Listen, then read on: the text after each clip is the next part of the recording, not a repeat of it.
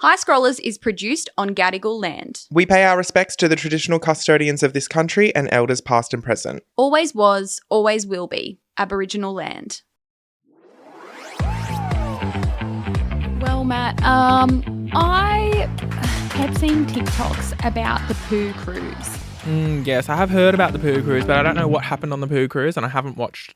Is it on Netflix? Yeah, it's on Netflix. I kept seeing people talking about it on TikTok, so I was like, oh, I had nothing to do one weekend, so I was like, I'm just going to watch it.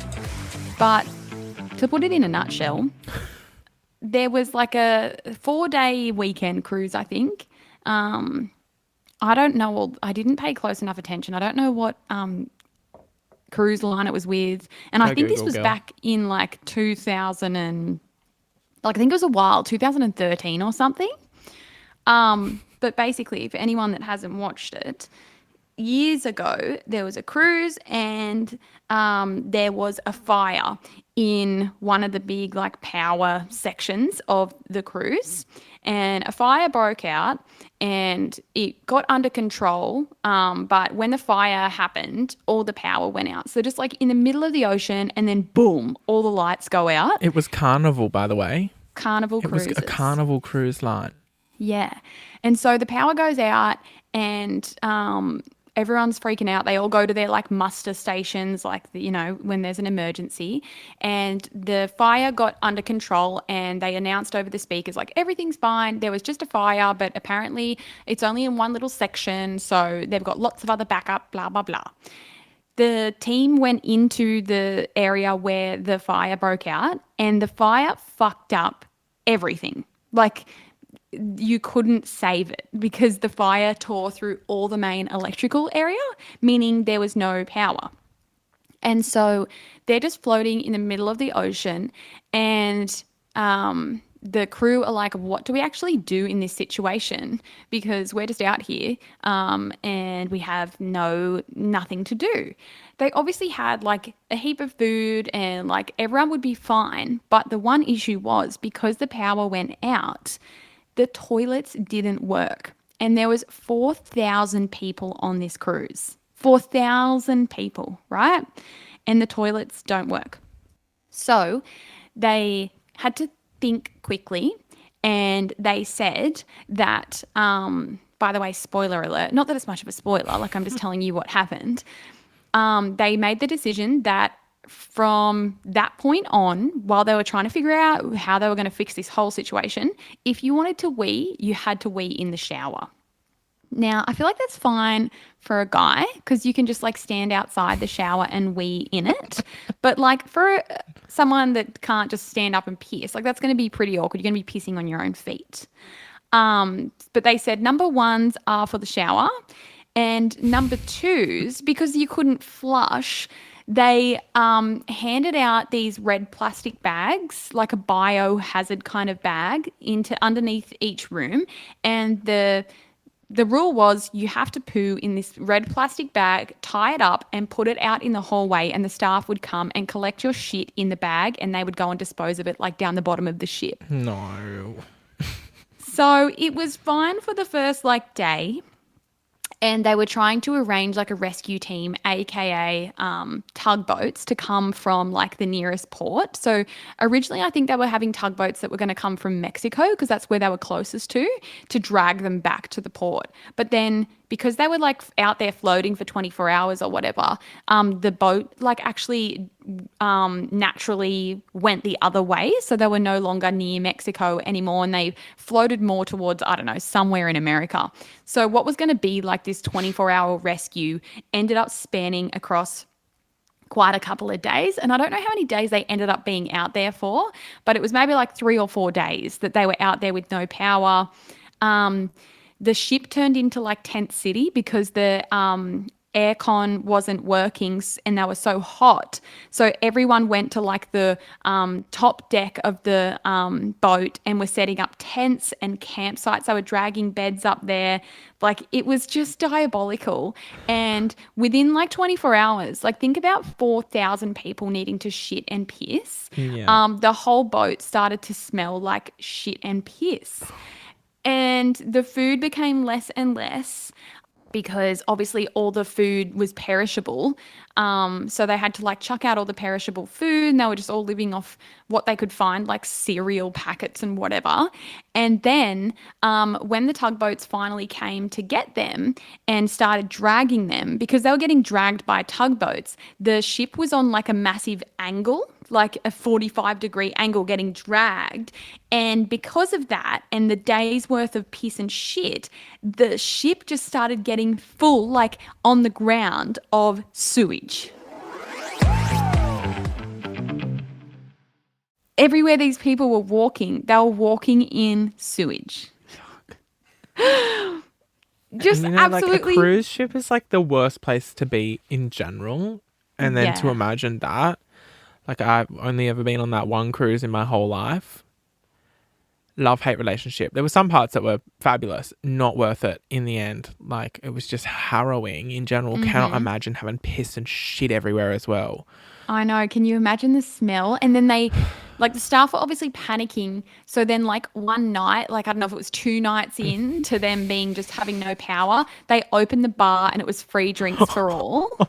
Which would have made everyone shit more. And vomit. And so it just went, like, out of control. And so there's a documentary on Netflix, if you want to go and watch it, if you haven't seen it already, where they're interviewing people that were on the cruise as well as some staff from the cruise. Yeah, and I watched it and I just thought, absolutely fuck that.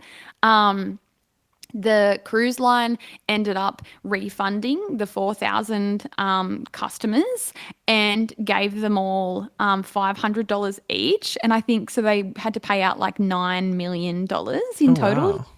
Wow. No one could sue them because it's in like when you sign a contract when you go on a cruise that like if something like that happens, you can't go and sue them.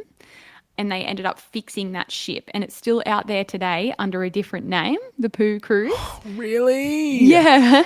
It's now under a different name. Do you know that? Did they tell you the name in the documentary? Yeah, they did. They said the new name of the ship. Oh my God.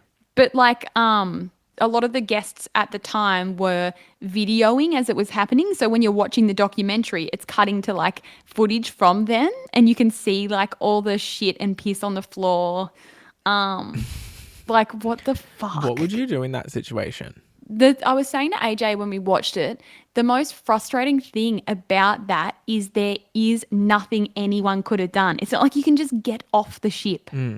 So you would just have to make do. Unless they'd have to have a helipad though for emergencies. So, I mean, you could realistically, if Jeff Bezos was on the bloody thing, he could have got a helicopter off. Yeah, you could have. Or And like, honestly, I'd just be like, put me on one of those fucking lifeboats and get me the fuck to land. Yeah.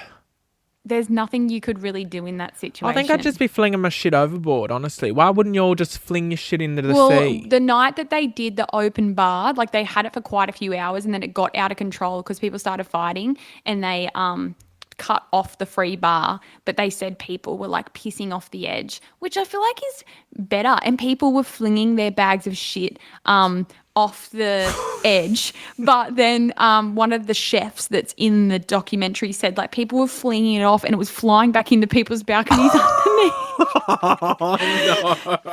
No. No. Oh, Hannah, which by the way, I forgot to do like a disclaimer about us talking about poo. So maybe you need to put the title as trigger warning poo cruise chat. But it's like one of those situations where you'd be so frustrated because there's nothing you can actually do. You can't be like, it's not like you're at a hotel and you can go, fuck this, I'm leaving. Like, but that's the cruise in general. That was my whole problem with the cruise is I was like, I'm stuck and I actually can't go and do anything. Like the sea was so rocky during my cruise. And I was like, but I can't do anything. And then the problem was you dock for the day and you get off and then you go, fuck, I don't even want to be out doing anything. Let me get back on the ship and just deal with it. And then so imagine having that mindset of I can't get off here, but then there's 10 centimetres thick worth of piss and shit at your feet. Yeah, but so take me through again how that happened. Because they'd been pissing and shitting on this cruise ship for maybe 2 days. And the toilets were overflowing, and because one of the chefs said that trigger warning, I'm talking about poo here. Like, you'd go into all the public toilets around the ship and people, it was like a lasagna of shit. Like, people would shit and then put toilet paper down. Is that the and word then he shit. used? Yes. And he said, I've never been able to look at lasagna the same again.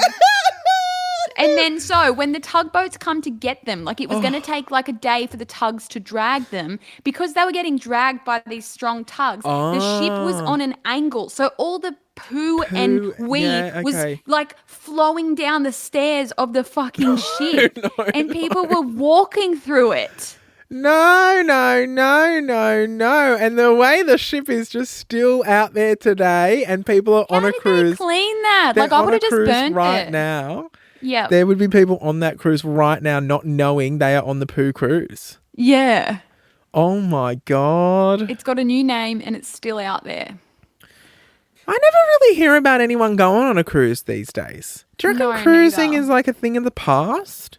I think it's a thing for families and old people. Well, because, Virgin Voyages came about because they wanted to like breathe new life into...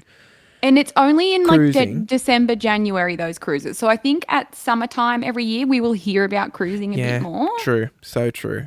And it's definitely more of a summertime thing. And I mean, I'd like to check out the Virgin cruise because it did look really cool. And like I've been on 2 cruises and the most fun one that I went on was like the little 2-night one that we went on because you go it was just hard, like a big fast. party. Yeah, it was just like a big party. You're just drinking, doing all the games and activities. I've never played so much pool in my life and it was so fun. So I feel like a 2-day little cruise with a great group of people is really fun, but it's almost not worth the risk now knowing about this poo cruise situation and obviously the whole COVID thing as well. It's quite triggering. Quite triggering. Remember the Ruby Princess? Oh, yeah, that's right. But, that was, Well, yeah. So anyway, if you want to go watch the documentary, go give it a watch. I'm surprised that I haven't heard about it, but at the time, there was a lot of media coverage. Like it made global news. Yeah, I don't remember hearing about it either. Neither. I think maybe it was more over in America. This is the thing. Like I think maybe it was like a tiny little thing that no one worried about, but now that there's a Netflix documentary, it's like going to be the biggest thing that we talk about. You know what I mean? Yeah. But I'm glad that I wasn't on that cruise. And I do not pity the people that were on it. Or I pity? What's the correct way to say that? You don't envy. I don't envy the people that were on that cruise. Yeah. So yeah, go give it a watch if you want to hear about the poo cruise. And we'll see you next Tuesday.